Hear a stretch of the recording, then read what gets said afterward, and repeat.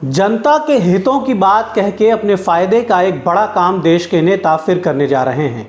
जी हां, आपके देश में अब लोकसभा की सीटें 543 से बढ़कर 850 होने जा रही हैं। आपके प्रदेश उत्तर प्रदेश में भी सीटें बढ़ेंगी, बिहार में बढ़ेंगी, बंगाल में बढ़ेंगी, कर्नाटक में भी बढ़ेंगी। यूपी में 80 की जगह 140 सीटें हो सकती हैं, बिहार में 40 की जगह 70 सीटें हो सकती हैं, तमिलनाडु में 39 की जगह 60 सीटें हो सकती हैं, वहीं महाराष्ट्र में 48 की जगह 76 सीटें हो सकती हैं। यानी अब ढेर सारे लोगों को सांसद बनने का मौका मिलेगा। ढेर सारे नेता पुत्रों को संसद में बैठने का और वीआईपी सुविधाओं को भोगने का मौका मिलेगा। ढेर सारे लोगों को सांसद निधि का आनंद लेने का मौका मिलेगा। लग्जरी गाड़ियां मिलेंगी, चुनाव में जलवा दिखाने का मौका मिलेगा और वीआईपी प्रोटोकॉल के साथ उनके परिवारों को सरकारी सुविधाओं के सुख भोगने का मौका मिलेगा। जो सुख सुविधाएं, जो एक्स्ट्रा कमाई अभी तक 543 सांसदों की होती थी, वो सुख सुविधाएं अब 850 सांसदों को मिलेंगी। ये सब होगा जनहित के नाम पर, आपकी भलाई के नाम पर, जनता की भलाई के नाम पर। हालांकि देश में कुछ सांसद ऐसे हैं जो वाकई में जनता की भलाई का काम करते होंगे, लेकिन ज़्यादातर सांसदों ने अपने अपने क्षेत्र में जनता की भलाई के लिए कितने बड़े काम किए, कितने राहत पहुंचाए, कितने मुद्दे जनहित के उठाए, ये सारी चीज़ें तो आपके सामने ही हैं। फिलहाल हम आपको बता दें कि जब अपना देश आज़ाद हुआ था तब हमारी लोकसभा में जो सीटें थीं वो 489 थी। 4 बार इसके बीच में परसीमन भी हुआ। 2002 में अंतिम परसीमन हुआ था, लेकिन उस समय सीटें नहीं बढ़ाई गई थी। इसके पहले जो अन्य परसीमन हुए थे उनमें सीटें बढ़ी और 489 से 543 सीटें परिसीमन के बाद हो गई। अब एक बार फिर से ये कहा जा रहा है कि देश में लगभग 120 लोकसभा की सीटें ऐसी हैं जिनमें 20 लाख से अधिक मतदाता हैं।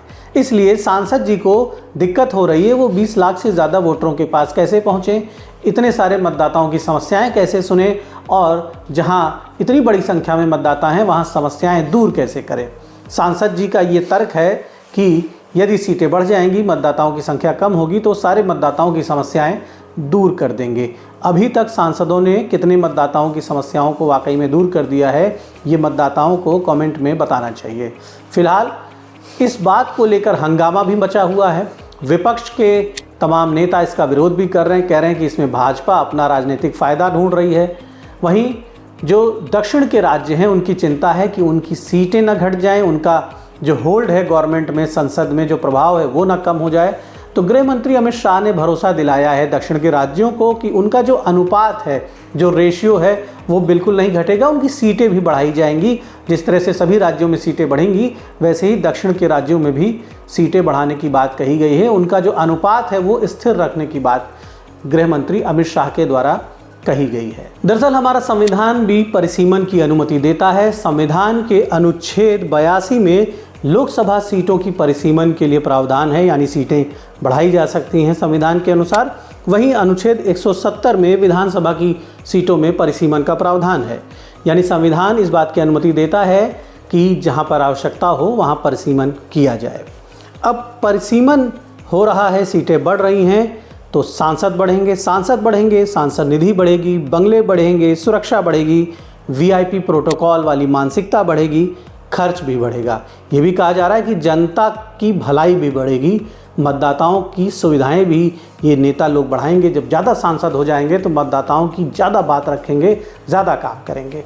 फिलहाल अगर सिस्टम ईमानदार हुआ तो फ़ायदा भी हो सकता है, अगर जीतने वाले सांसद ईमानदार हुए तो फ़ायदा भी हो सकता है। सांसद के लिए क्षेत्र छोटा हो जाएगा, उनके लिए भ्रमण करना आसान हो जाएगा, क्षेत्र का राउंड लेना, लोगों से मिलना जुलना आसान हो जाएगा, जनता तक जल्दी पहुँचेंगे, लोकल जो मुद्दे हैं वो संसद तक पहुंच पाएंगे क्योंकि संसदीय क्षेत्र छोटे हो जाएंगे। इसके अलावा सांसद का जो जनता दरबार लगता है वहाँ भीड़ कम होगी, सुनवाई ज़्यादा होगी। हो सकता है कि जनता को इस फैसले का फ़ायदा मिले। लेकिन यदि मानसिकता नहीं बदली, नेताओं का यदि चाल और चरित्र नहीं बदला, तो फिर आप समझिए कि केवल इसमें नेताओं का ही फ़ायदा होगा। सांसदों की संख्या ज़रूर बढ़ जाएगी लेकिन जनता को इसका सीधा लाभ नहीं मिल पाएगा। अब यहाँ पर जनता की ओर से सबसे बड़ा सवाल क्या है? सबसे बड़ा सवाल ये है कि 543 सांसद कम नहीं थे। ठीक है, 850 सांसद कर दीजिए और संख्या बढ़ा दीजिए, लेकिन जनता को क्या चाहिए? जनता को चाहिए जवाबदेही। जनता को चाहिए देश की भलाई के लिए असली मुद्दों पर चर्चा हो। जनता को जातिवाद और सांप्रदायिकता नहीं चाहिए।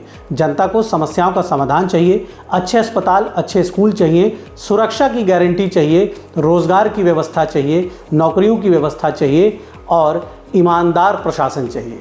जनता को चाहिए कि जो नेता चुनकर आए वो संवेदनशील हो, स्वार्थी ना हो, अपने मतलब की, अपने बच्चों की, अपने परिवार की ना सोचे, पूरे क्षेत्र की सोचे। नहीं तो जो वादे 543 लोग करते थे वही वादे अब 850 लोग करेंगे। धन्यवाद।